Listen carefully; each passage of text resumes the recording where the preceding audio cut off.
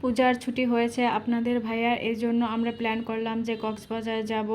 তো যেই কথা সেই কাজ, রেডি হয়ে যাচ্ছি কক্সবাজারের উদ্দেশ্যে। অবশ্য আগে থেকেই প্ল্যান ছিল আমাদের।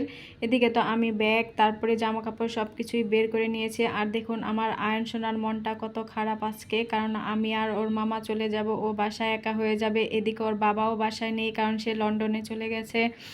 আর ওর তো একা একা একদমই ভালো লাগবে না। যাই হোক, আপনাদের ভাইয়াও রেডি হয়ে গেল। দেখতে দেখতে আমরা চলেও আসছি আরামবাগে। আর এখানে এসে দেখি যে এত পরিমাণ ভিড়, কারণ সবারই ছুটি এখন, সবাই তো ভ্যাকেশনে যাচ্ছে। আর বেশিরভাগ মানুষই কিন্তু এখন কক্সবাজারে যাচ্ছে, কারণ সমুদ্র সৈকত কিন্তু দেখতে সবারই ভালো লাগে, পানি কিন্তু সবাই পছন্দ করে।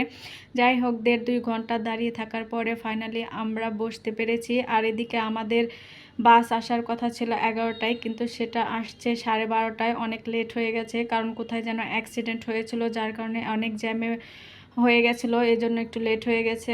তারপর আমরা 5টার দিকে চলে আসি। কুমিল্লাতে পৌঁছাতেও আমাদের অনেক বেশি লেট হয়ে গেছে। এখন আমরা খাবারের অর্ডার দিয়েছি, রুটি, পরোটা আর একটা চিকেন দিয়েছি। দেখি এসে পড়েছে, খুব একটা বেশি সময় লাগেনি আসতে। তো আমার তো একদমই খেতে মন চাচ্ছিল না, কারণ এমনিতেও আমার পরোটা বা রুটি জাতীয় জিনিস তেমন একটা ভালো লাগে না। আপনাদের ভাইয়া একটু খেয়েছে আর আমি একটু খেয়েছি। আর জার্নি অবস্থায় কিন্তু এমনিতেও খাবার দাবার একদমই ভালো লাগে না। আর এদিকে দেখি কত রসমালাই আর দই, বাবা এত জার্নি করে এই সব খাবার যে কে খায়, আমার তো দেখেই অস্থির লাগছিল। তো আপনাদের ভাইয়াকে বলছিলাম একটু পানি এনে দিতে, ও একটু ঠান্ডা পানি আনতে গেছে। আর এই আচারগুলো দেখে একটু খেতে মন চাচ্ছিল, কারণ জার্নিতে আমার আবার একটু আচার আর শসা অনেক খেতে মন চায়।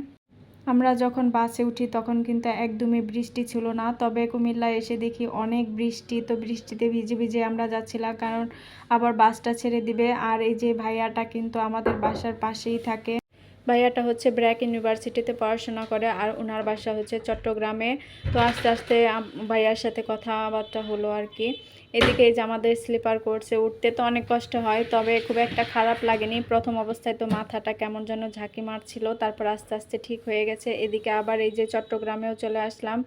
এই হোটেলটা কিন্তু বেশ বড় ছিল আর অনেক সুন্দর ছিল। এখানে আমরা একটা খিচুড়ি নিয়েছি, আর এটা কিন্তু অনেক মজা ছিল।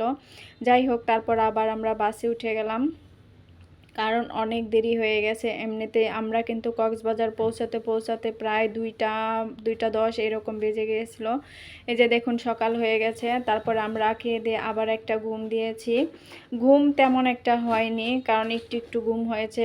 আর স্লিপার করছে তো এমনি একটু ঝাঁকি লাগে, যার কারণে প্রপার ঘুম হয়নি। আর আমার তো জায়গা চেঞ্জ হলে এমনিতেই ঘুম আসে না। আর এদিকে দেখি অনেক সুপারি বিক্রি করছিল, এগুলোকেও আমার শাশুড়ি দেখলে অনেক খুশি হতো। জানি না নিয়ে যেতে পারবো কিনা, তবে ইচ্ছা আছে নিয়ে যাওয়ার জন্য। যাই হোক, দেখতে দেখতে চলে আসলাম আমাদের কাঙ্ক্ষিত গন্তব্যে কক্সবাজার। তো এখানে আমরা হোটেলে এসে পড়েছি। আর আমার ব্যাগের অবস্থা পুরো 12টা বেজে গেছে, কারণ বৃষ্টিতে মনে হয় যেখানে রাখছিল সেখানে পানি পড়ে আমার ব্যাগটা একদম ভিজে গেছে।